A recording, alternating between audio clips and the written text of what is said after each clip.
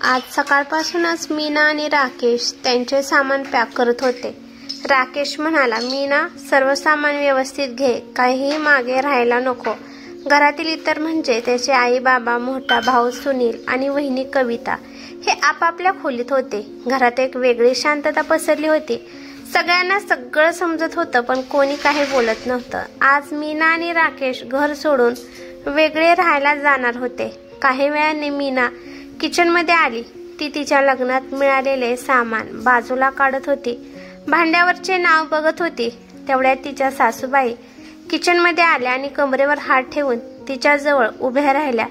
त्यांना पाहायचे होते की मीना जास्तीची भांडी तर घेत नाही ना। त्या म्हणाल्या, तुझ्या बापाने ट्रक भरून भांडी दिली नव्हती, समोरच्या रॅकवरच तर आहेत की तुझी भांडी। एक एक भांडे घेऊन त्यांच्यावरची नावे वाचत बसू नकोस। मीना काहीही बोलली नाही। तिने पटपट तिची होती तेवढी भांडी पोत्यात भरली। घरात एकदम शांतता होती। कोणीही एकमेकांशी बोलत नव्हते। सर्व सामान पॅक करून झाले। बाहेर टेम्पो आला। मीना आणि राकेश दोघे सासू सासऱ्यांच्या पाया पडायला आले तेव्हा त्यांनी तोंड फिरवले। राकेश म्हणाला, आई बाबा येतो आम्ही। तेव्हा सासूबाई म्हणाल्या, भांडकुदळ आहे तुझी बायको, काही येत नाही तिला। इथे तर काही सांभाळले नाही, तिकडे तर एकमेकांबरोबर नीट राहा। राकेश काहीतरी बोलणार तेवढ्यात मीनाने त्याला काही नको बोलूस असे सांगितले। त्यानंतर ते दोघे कविता आणि सुनील यांना भेटायला गेले। मीना म्हणाली, कविता ताई येतो आम्ही। तेव्हा ती ठीक आहे म्हणाली। सुनील म्हणाला, दोघेही नीट राहा, काही लागले तर सांगा। तेवढ्यात कविताची छोटी मुलगी स्वरा मीनाकडे धावत आली आणि मीनाला म्हणाली, काकू कुठे चाललीस तू? मी पण येते। स्वरा मीनाच्या मागे लागली। ती रडायला लागली आणि तिला पाहून मीनाच्याही डोळ्यात पाणी आले। तिला स्वराचा लळा लागला होता। स्वरा खूप रडायला लागली। त्यामुळे मीना म्हणाली, कविता ताई मी हिला नेऊ का थोड्या वेळ? संध्याकाळी पोहोचून देईल घरी। कविता म्हणाली, नको बाई, यापुढे असे काही करू नकोस। तिला इथे माझ्याजवळ राहायची सवय राहू दे। माझ्या नजरेआड नको जायला माझी मुलगी। आता माझा विश्वास नाही कोणावर। जावेचे बोलणे ऐकून रडत असलेल्या स्वराला सोडून मीना पटकन तिच्या खोलीत गेली। ती खूप रडत होती। राकेश म्हणाला, मी म्हणाला होतो ना विचारून लगेच निघायचे म्हणून, मग कशाला त्या वहिनीला तरी विचारायचे मी स्वराला घेऊन जाऊ का म्हणून? मीना राकेशकडे रडवलेल्या डोळ्यांनी पाहत होती। घरचे पण ना वाटेल तसे बोलतात माझ्या बायकोला, कसे काही समजत नाही त्यांना। तिला फार भांडकुदळ खराब मुलगी करून टाकलं, पण खरं तर तिच्या एवढं साधं चांगलं कोणीच नाही। जरा तिच्या मनाचा विचार तरी करायचा ना। असो तसेही या लोकांकडून काय अपेक्षा करणार म्हणा। राकेश मीनाला म्हणाला, पण बरं झालं आपण इथून जात आहोत। रोजच्या भांडणात काही प्रगती नाही, कोणीही राहू शकत नाही या अशा वातावरणात। ठीक आहेस ना तू मीना? हो मी ठीक आहे, असे बोलून मीनाने एकदा खोलीत सगळीकडे नजर टाकली आणि म्हणाली, निघूया का? हो असे राकेश म्हणाला आणि ते दोघेही घराबाहेर आले। त्या चौघांपैकी कोणीही त्यांना सोडायला बाहेरपर्यंत आले नव्हते। काही वेळाने दोघे नवीन घरी आले। आता मीनाचा धीर सुटला। ती रडत होती। राकेशलाही कसं तरी वाटत होतं। तो शांत तिच्या जवळ बसला होता। अहो आपल्यासोबत असे का झाले? का नाही मिळाले आपल्याला घरच्यांचे प्रेम आणि माया? यावर राकेश म्हणाला, जाऊ दे, तू विचार करू नकोस। आता आपण दोघांनी यापुढे त्या लोकांविषयी काही बोलायचे नाही। तू शांत हो, तू तब्येत सांभाळ। मीना काहीही बोलली नाही। त्यानंतर दोघांनी मिळून झाडून झटकून सर्व सामान व्यवस्थित लावले। काही वेळाने राकेशने बाहेरून जेवण ऑर्डर केले। दोघांनी मिळून जेवण केले। नेहमीप्रमाणे दोघेही शांत होते। तसा त्यांचा काही प्रॉब्लेम नव्हता। दोघे एकमेकांना समजून घ्यायचे व राकेश खूप प्रेमळ होता। तसेच मीना शांत स्वभावाची, तसेच कामसूही होती। घरच्यांनी अति केलं, ऊस गोड लागला म्हणून मुळासकट खाल्ला आणि अति केले तिथे माती होतेच। साधारण 7 महिन्यापूर्वी व्यवस्थित ठरवून मीना आणि राकेशचे लग्न झाले होते। मीना शिकलेली, शांत, छान अशी सुंदर सून घरी आली। मीनाला एकत्र कुटुंबाची खूप हौस होती। तिला बहीण नव्हती, त्यामुळे आपल्या मोठ्या जावेमध्येच ती तिची बहीण बघत होती। सासरे आल्याबरोबर मीनाने लगेच घरकामाला सुरुवात केली। सगळंच कसं येतं हिला, काही दोष नाही। अभ्यासात हुशार तर होतीच, पण स्वयंपाकात हिची फजिती होत नाही। जे सांगितले ते पटापटा करते। ती कामे करत असताना सासूबाई आणि तिची जाव कविता तिला बघत असायच्या. ती एकटी सर्व कामे करते म्हटल्यावर त्या दोघींनीही तेव्हापासून कामातून अंग काढून घेतले. अगदी कविता सुद्धा तशीच वागत होती. कोणी काही सांगितलं की मीना हे कर ते कर असे सुरू होतं. खरं तर कविताने काम वाटून घ्यायला हवं होतं ना. घरची मोठी सून म्हणून तिने थोडी तरी तिला मदत करायची, पण नाही. सासूबाईंच्या माहेरच्या नात्यातील कविता मुलगी असल्यामुळे त्या पण कानडोळा करत होत्या. दिवसभर मीना कामात असायची. तिला जसं काही घर कामालाच आणले आहे असे घरचे वागत होते, तरी ती काहीच म्हणायची नाही. घरात माणसे जास्त होती त्यामुळे तिची खूप धावपळ होत होती आणि या आधी शिक्षण आणि नंतर नोकरीमुळे कामाची सवयही नव्हती. तर मग घरातल्या लोकांचं काम नव्हतं का तिला सपोर्ट करण्याचे? ते सगळेजण तिच्यावरच सोडून देत होते. एके दिवशी सासूबाईंच्या माहेरचे खूप पाहुणे आले. साधारण 8-10 जण होते आणि घरातील 6 जण. त्यामुळे जास्त स्वयंपाक करायचा होता. स्वयंपाक करताना काही चूक व्हायला नको. त्यामुळे ती तिच्या जावेला म्हणाली, कविताताई या ना किचनमध्ये, थोडं थांबा ना माझ्याजवळ. मीच करते स्वयंपाक, तुम्ही फक्त बघा बरोबर करते की नाही ते. खूप आहे ना आज स्वयंपाक म्हणून बोलते. यावर तिची जाऊ म्हणाली, अगं हे काय, इतके दिवस मी केलं, आता तू कर, मला काही सांगू नकोस आणि विचारूही नकोस. खरे तर कविताला तिची फजिती व्हायला हवी होती असं वाटत होतं. कविताच्या लग्नाला 5 वर्ष झाले होते. एवढे काय केले होते तिने? म्हणे की इतके दिवस केलं मी, आता तू बघ सगळं. कविता सासूबाईच्या नात्यातील असल्यामुळे तिला सासू जास्त काही कामे सांगत नव्हती. ती सासरी एकदम बिनधास्त होती. असो, शेवटी मीनाने तेवढ्या माणसाचे जेवण बनवले. कविता फक्त आयते बनवलेले जेवण वाढायला बसली. जेवणानंतरची भांडी मीनाने घासली. संपूर्ण किचन आवरून झाले. पण आता दिवसभर कामे करून रात्री मीनाला ताप भरला. ती खूप थकली होती. ती विव्हळत होती, पण कोणीही तिची विचारपूस करायला आले नाही. उलट सासू मोठ्या आवाजात म्हणाली, काय बाई आजकालच्या मुली, जरा जास्त कामे पडले की लगेच आजारी पडतात. सासू पुढे म्हणाली, अगं मीना, आणखी किती वेळ झोपणार आहेस? संध्याकाळचा चहा बनवला नाहीस? उठभर आणि पटकन चहा बनवून दे. चहा प्यायला उशीर झाला की मग रात्री लवकर भूक लागत नाही. पण तरीही मीना काही उठली नाही. कशी उठणार होती ती? ती तापाने फणफणत होती. दुसऱ्या दिवशी सकाळी सासू पुन्हा म्हणाली, मीना, एवढं काय झाले आहे तुला? उठ पटकन चहा बनव. राकेश तिच्यासाठी औषधे आणायला गेला होता. मीनाला अजिबात उठता येत नव्हतं. सासू म्हणाली, काहीही काम नको हिला, खूप नाटकं सुरू आहेत. कोणती सून सासरी एवढा वेळ झोपते? हे म्हणजे जरा जास्तच होतंय.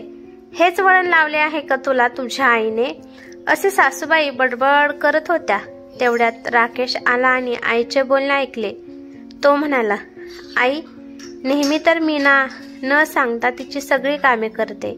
काल तुम्हा दोघींच्या माहेरची माणसे आली होती, तरी मीनाला तुम्ही काहीच मदत केली नाही. निवांतपणे तुम्ही दोघे गप्पा मारत बसला होतात.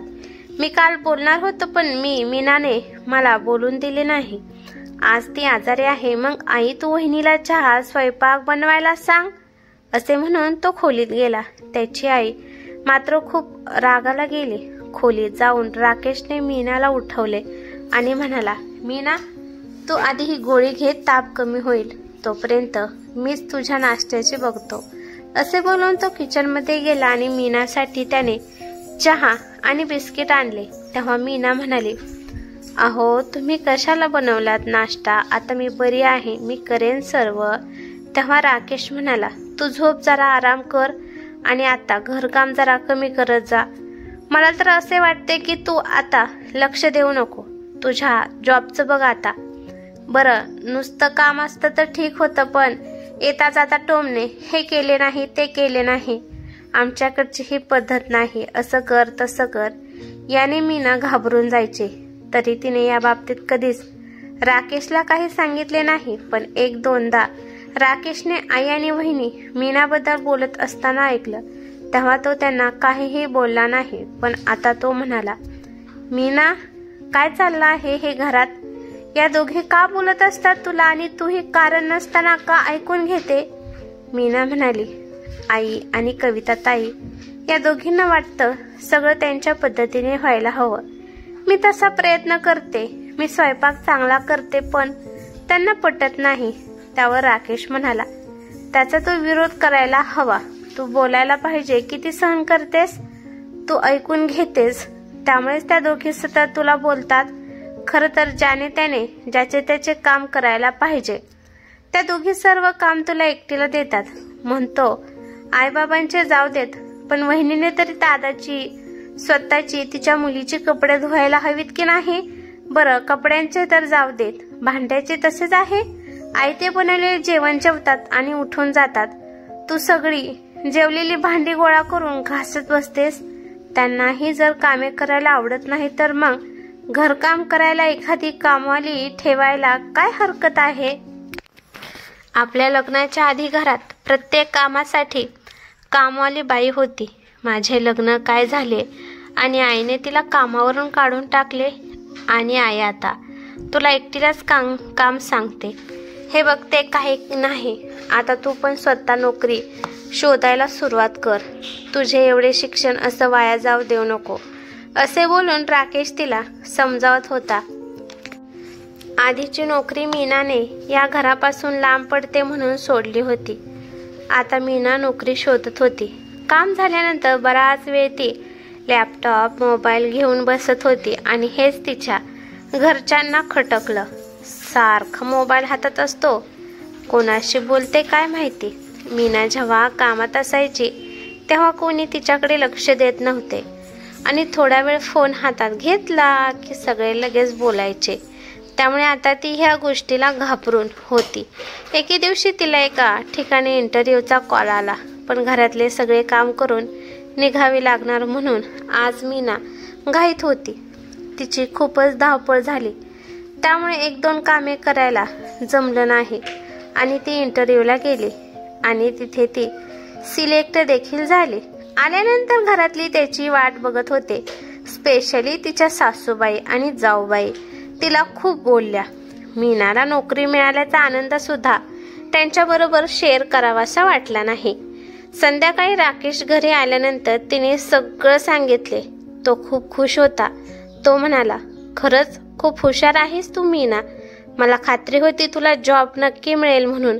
दोघे जेवायला बाहेर आले तेव्हा सासूने राकेशला खोलीत बोलावलं. त्या म्हणाल्या, तुला पटतं का तुझ्या बायकोचं हे वागणं? ती आज सगळं काम टाकून बाहेर निघून गेली होती. यावर तो म्हणाला, आई आज तिचा इंटरव्ह्यू होता आणि तिला जॉबही मिळाला आहे. पटकन सासूबाई म्हणाल्या, हे कसं शक्य आहे? मग घरकाम कोण करणार? राकेश म्हणाला, हा काय प्रश्न झाला आई? अगं नोकरी महत्वाची की घरकाम? यावर सासूबाई म्हणाल्या, घरचं सगळं आवरून जावं लागेल तिला. यावर राकेश चिडला आणि म्हणाला, तुम्ही दोघे काय करणार आहात मग दिवसभर? नुसतं बसायचं दिवसभर. माझी बायको काम करत राहते ते काही नाही. नसेल होत तर मदतीला घ्या कोणाला तरी. सगळे अपेक्षा माझ्या बायकोकडून करू नका. लगेच सासूबाई म्हणाल्या, तू सगळंच तिच्या बाजूने बोलतो आहेस. राकेश म्हणाला, माझी बायको साधी आहे, नाही बोलता येत तिला म्हणून मला बोलावं लागतं.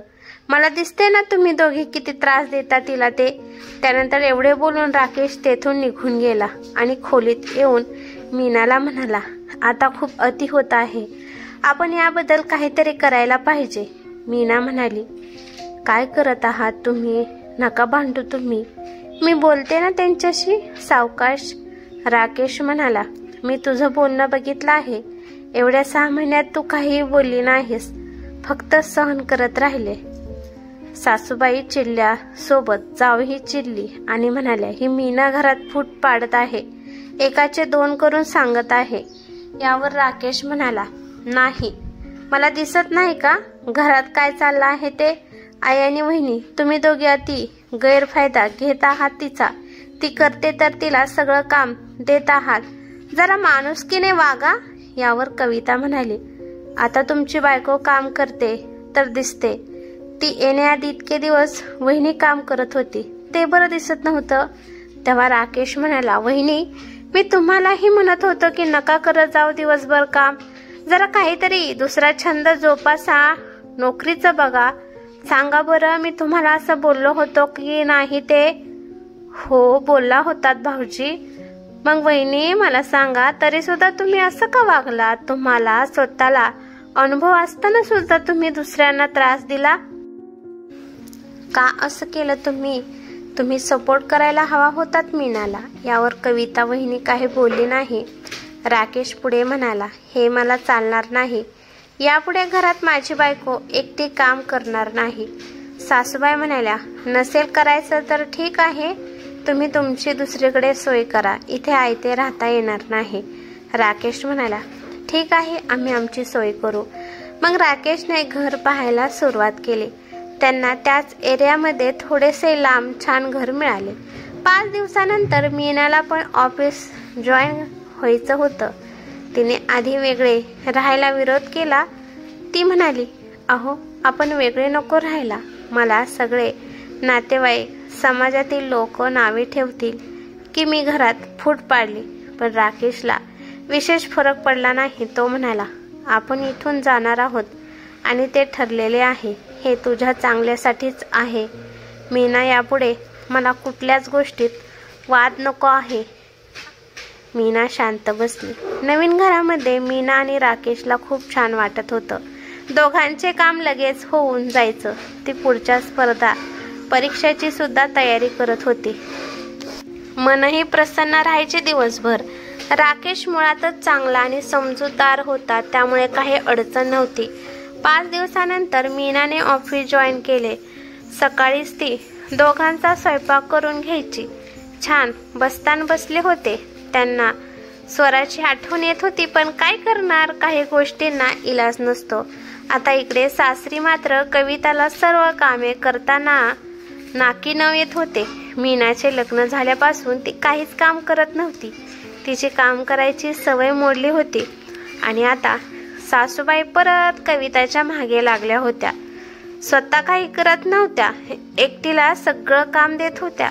पण यावेळी मात्र सुनीलनेही सगळं बघितलं. त्याला राकेशची बायको बद्दलची कळकळ समजली. त्याला आठवले की राकेशने त्याच्या बायकोला कसा सपोर्ट केला. त्यामुळे सुनीलने सुद्धा विरोध केला की आता माझी बायको देखील एकटी सगळी कामं करणार नाही. त्यामुळे कवितानेही नोकरी पाहायला सुरुवात केली आणि तिला पण एक नोकरी मिळाली. त्यामुळे सासूने आता परत घरात सर्व कामाला कामवाली लावली. कविता ऑफिसला जाताना फक्त भाज्या बनवायची. आता त्यांचंही व्यवस्थित सुरू होतं. पण हे असे व्यवस्थित व्हायला कोणाला तरी घर सोडायची गरज आहे का? जेव्हा सगळे एकत्र असतात तेव्हा सगळे एकमेकांशी प्रेमाने नीट नाही वागू शकत का? एकमेकांचा आधार नाही बनू शकत का? आता सासूबाईंना देखील या गोष्टीची जाणीव झाली. त्यांनी 1-2दा राकेशला सांगून पाहिलं की इकडे राहायला, पण आता तो नाही. म्हणाला, तुरूनच गोड बरे, आम्ही एकत्र राहणं नको. पण आई वडिलांच्या सारख्या विनंतीनंतर राकेश म्हणाला, तुम्ही प्रेमाने राहणार असाल तरच येतो आम्ही. हे केलं नाही, ते केलं नाही, हे चालणार नाही. घरची जबाबदारी घेऊ आम्ही. आई बाबा तुम्हाला पण सांभाळू, पण कोणीही आमच्या मध्ये करायचे नाही. मीनाला ऑफिस असतं, आम्ही दोघे पुढच्याही परीक्षा देत आहोत. सासू म्हणाली, ठीक आहे. आणि कविताला पण समजलं होतं की एकत्र मिळून काम केल्यावर काम पटकन होते आणि एकमेकींना त्रास पण होत नाही. त्यामुळे ती पण मीनासोबत गोड वागू लागली आणि मग त्या घरात सगळेच एकत्र आनंदाने नांदू लागले. मित्रांनो, जेव्हा त्या मुलीला सगळ्यात जास्त आधार प्रेमाची गरज असते तेव्हा तिला त्रास दिला जातो. कर्म वाईट असेल तर त्याचे फळ पण तसेच मिळेल. त्यांना त्रास होणारच. आपल्याला प्रेम आधार हवा असेल तर आधी प्रेम आधार द्यावा दुसऱ्याला, तरच ती परत येईल आपल्याकडे. काय बरोबर आहे ना? ही कथा कशी वाटली ते मला कमेंट करून नक्की सांगा. कथा आवडली तर लाईक शेअर नक्की करा आणि चॅनेलवरती नवीन असाल तर चॅनेलला सबस्क्राईब करा. धन्यवाद.